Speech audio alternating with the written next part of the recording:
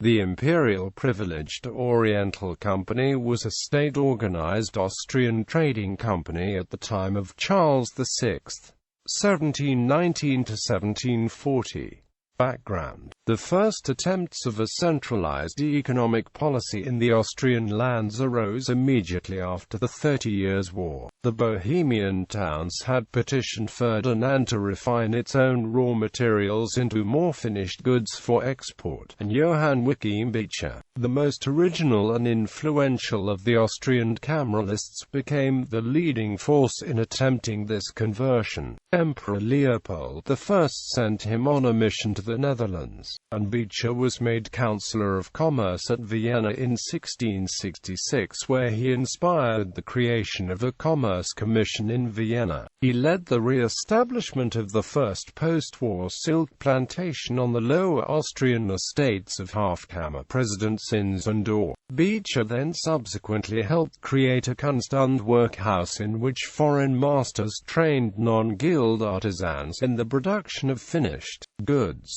By 1672, he had promoted the construction of a wool factory in Linz. 4 years later he established a textile workhouse for vagabonds in the Bohemian town of Tabor that eventually employed 186 spinners under his own directorship. An edict by Leopold I in 1689 had granted the government the right to monitor and control the number of masters and cut down on the monopoly effect of guild operations. Even previous to this, Beecher, who was against all forms of monopoly, surmised that a third of the Austrian land's 150,000 artisans were Schwarzarbeiter who were not in a guild. Beecher sought to balance between the need to reinstate post-war levels of population and production both in the countryside and the towns. Yet, by leaning more seriously on trade and commerce, Austrian cameralism helped to transfer attention to the troubles of the monarchy's urban economies. Before his death, Ferdinand II had already taken some corrective steps by attempting to ease the debts of the Bohemian towns and to put limits on some of the land-holding nobility's commercial rights.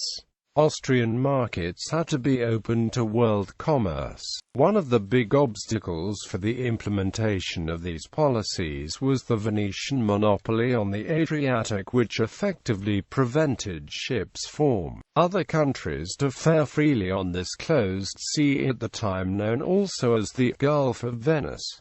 Success was achieved under Charles VI. In 1717, after another victorious campaign against the Ottomans, the Adriatic Sea was promptly declared free for trade, with Venice no longer opposing it. In 1718, peace was concluded with the Ottoman Empire, and a commercial treaty brought important commercial liberties to the Ottoman and Habsburg subjects. On March 18, 1719, Trieste and Fiume were declared free ports of the Empire of the Habsburgs, with the Freihafen patent. The Oriental Company moved its headquarters from Antwerp to Trieste on the same year. History. As the capstone of his efforts to improve commerce to the east, in 1719 Charles VI granted a charter to the Imperial Privileged Oriental Company to carry the banner of Austrian commerce in the Balkans, alongside the more famous Ostend Company, a private trading company established in 1723 to trade with the East and West Indies. For a few years it provided strong competition to the traditional colonial trading companies. In addition to the emperor himself, Chancellor Philipp Ludwig Wenzel von Zinzendorf was a driving force behind the founding of the trading company that had a capital stock of 1 million thalers. Zinzendorf was temporary director of the company. It was hoped in Vienna through trade with the Ottoman Empire to stimulate the domestic economy. The company was founded in 1719.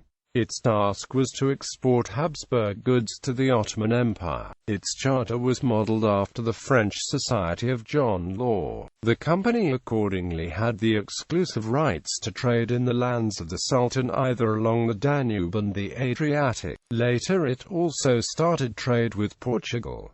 The company had monopoly rights and was headed by officials of the state. Bankruptcy. However, the company had difficulties from the beginning, as the private traders the company most opposed to standing. Therefore, it was difficult to bring together the necessary capital. The Vienna City Bank filled this gap. Raise the test by means of a lottery capital was in 1721 and 1729 was a failure. Beyond Trade awarded the company the right to maintain their own factories and other production facilities and set up. In 1722 the company bought about the woolen mill in Linz. The company dedicated a ship on the Adriatic. It started a sugar refinery and a candle factory. Offices were built, both in Belgrade and in Constantinople, and the company had its branch offices in Trieste, Fiume and Messina. That being a part of the former Spanish possession was now transferred to the Austrian Habsburgs. The company, after a decade of existence, could not prevail against the merchants from the Ottoman Empire itself.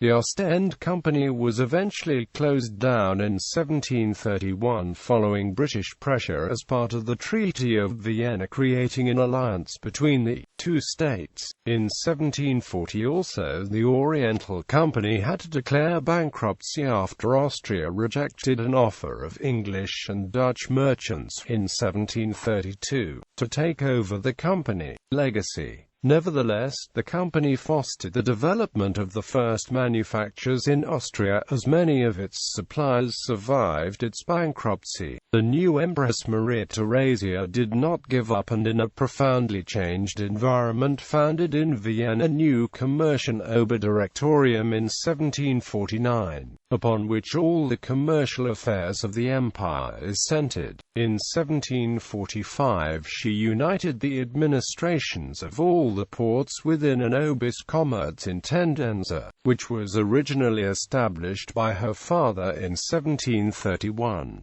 The Commercial Intendance was the first provincial imperial institution that ruled the city, from 1748 until 1776. In 1749 Maria Theresa issued the Hauptresolution, by which the civil and military Capitan of Trieste is put under the control of the Commercial Oberdirektorium seated in Vienna. All the region of the littoral, in fact, becomes a territorial dependency of this new institution, specifically oriented to the development of commerce and thus very different from the other provinces. In 1759 the Compagnie Privilégiée de Temesvar aimed at the export of Hungarian and Banat agricultural products. The Temesvar Company operated from 1759 until 1769 before it went bankrupt by 1771. Its greatest success came during the 7 Years' War, when it supplied France through Genoa of the goods she had previously imported from its American possessions. The sugar refinery built in Fiume in 1750 was perhaps the biggest success. The plant obtained the privilege as the only sugar-producing plant in the empire, and in 1755 an act prohibited the imports of sugar from other countries. The turn happened when Charles Prolly from Antwerp, together with the Triestine commercial house Urbanarnold and Amp CIE Company, provided the plant with Dutch personnel and equipment. At its peak the company employed more than 1,000 workers and employees in a time when Fiume had little more than 5,000 inhabitants. Apart from sugar, the company produced salted meat that was exported principally to France, from where Haitian sugar cane was obtained. The company induced many spin-offs. Industrial production in the city rose rapidly. According to the Ragusan diplomat Lucas Orkochevich, who in 1782 stayed in Fiume, in his private diary estimated the value of the exported goods from Fiume at 2.5 million guldens. The next step was marked by the Austrian East India Company, based in Ostend and Trieste, founded 1775 by William Boltz and wound up in 1785.